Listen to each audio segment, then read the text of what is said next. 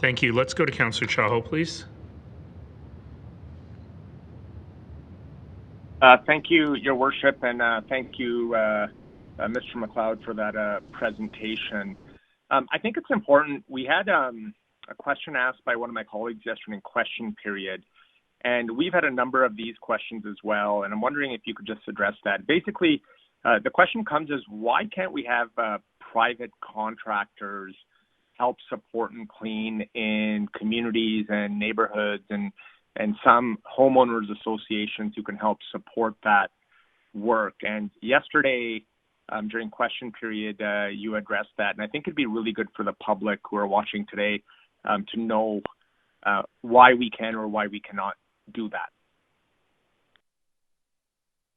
Yes, certainly, Your Worship, Councillor Chahal. There are a number of reasons why the City of Calgary doesn't allow operations on roadways from machinery. So we certainly do encourage neighbors to support each other on sidewalk maintenance. But when it comes to right-of-way on streets, there's four primary concerns. Public safety is our number one concern, as equipment operators may relocate snow into large piles that may create hazards for visibility, can block catch basins, and minor flooding on thaw-free cycles can occur. Small equipment operations can interfere with public vehicles, commercial vehicles, emergency vehicles, and active modes. So we want to make sure safety protocols are followed. Secondly, working on public roadways has several legislative requirements.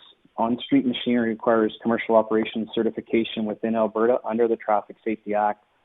To conduct this type of maintenance, operators would need an appropriate permit from roads under Section 20 of the Street Bylaw. Additionally, Section 5 references no person shall solicit or carry any business, trade, or occupation or offer any goods or services on a street. Two more reasons is, one on environmental, is that if an individual were to remove snow under legislative requirements, it needs to be deposited in an appropriate facility as the City of Calgary undertakes in its relocation facilities. As well as lastly, there could be damage that occurs on public or private property with machinery, and these operations require the city to grant permission through an indemnification or an insurance provision. So those are the rationale behind it. But what can be done is we can look at investigating a way that these are mitigated. At this point, that has not been undertaken. It's a restriction at this point. And is that something this notice of motion will help address? Your Worship, yes, Your Worship, Councillor Chaw, it's something we could look at and identify how to enable that support to happen. One thing that would also have to be acknowledged is, what is the cost of that service and how would it be recovered? Is it recovered through a residents association, through a local occupation certificate? What other methods would be required to provide recovery for those costs, and who would be responsible for those costs? So those are things that would have to be looked into and investigated, and then reported back to council on what options council would want to support.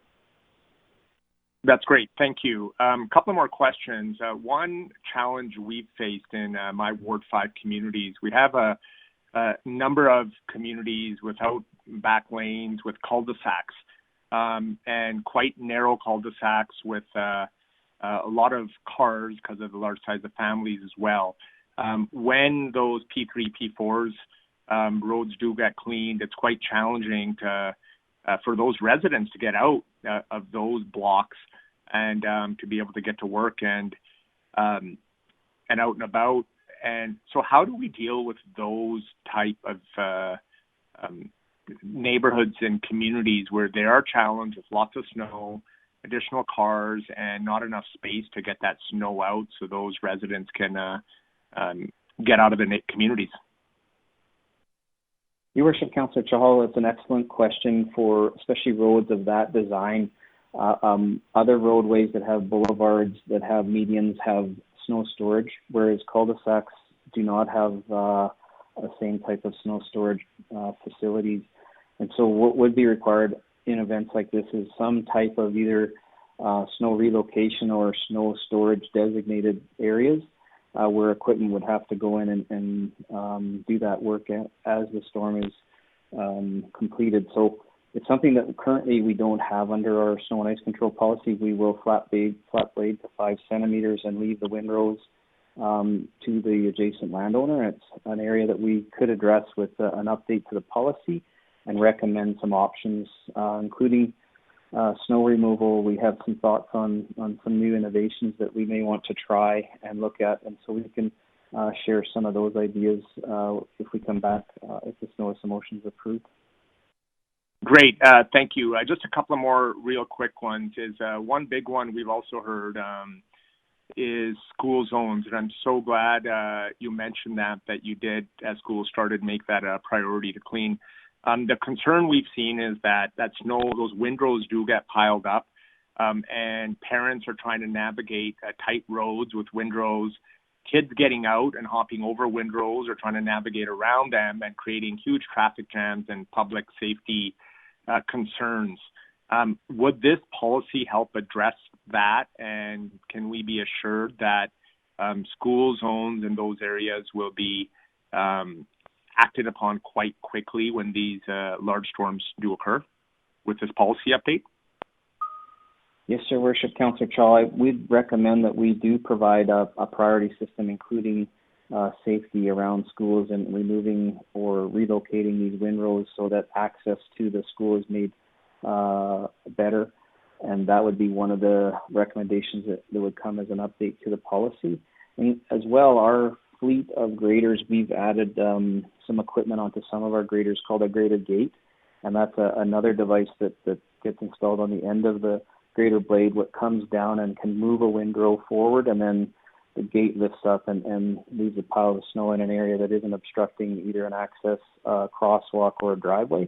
And so that's some of the devices that we've executed to support some of our snow and ice control operation, but it's certainly a priority thing that we need to investigate as far as schools go. So you're quite right. Thank you. Thank you. Final comment question is that with technology, machine learning, with all this data, different parts of the city get hit differently with storms. This one hit everybody, I think, pretty much equally with a huge snow dump across the city.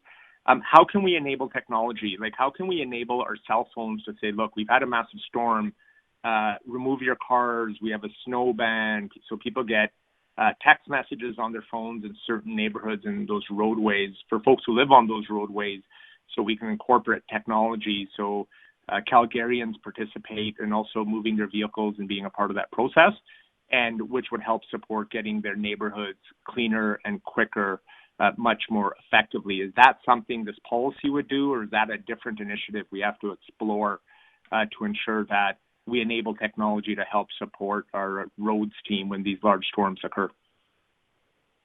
Your Worship, Councillor Chahal, the City of Calgary has undertaken some new initiatives around awareness of the snow conditions on our facilities, and that can be accessed through calgary.ca, and you can see where our plows are at any time, as well as what the last route has been done on certain roadways.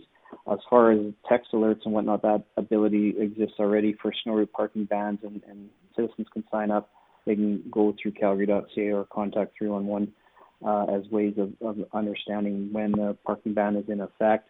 But I think the point that you're making is how can we enhance that communication platform so that citizens understand when and some advance notice of when our crews are assigned to be into their neighborhood so that they could make adjustments to either their parking location to help us get through neighborhoods. I know the City of Edmonton's introduced a snow route parking ban in its residential areas. Currently, we only have it on our collector routes, our priority 2 routes, and that's something the City of Edmonton's already undertaken. They haven't called one yet, as they haven't had a reason to yet this snow season, but it is a feature that would definitely help with some of our response when it comes to addressing over 9,000 lane kilometers in residential areas. So it certainly would be something that we would include when we come back on the policy update. Thank you, Troy, for all that information. And Your Worship, I just want to make some comments, and maybe there's a debate right now. I know the notice of motion hasn't been moved, but we did have a huge storm And I want to thank the roads team and everybody at the City of Calgary who worked tremendously hard those number of days to do that. I'm supportive of the work of this notice of motion. I think it's extremely important, particularly with changing weather patterns, which we may see large storms like this occur.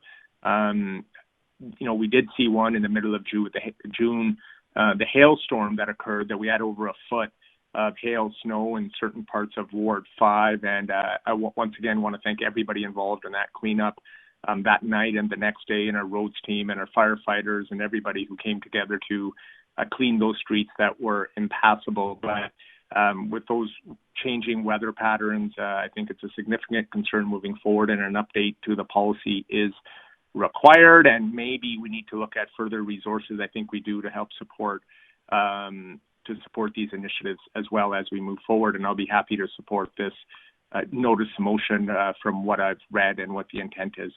Thank you, Mr. McLeod, for your work and for this great presentation today.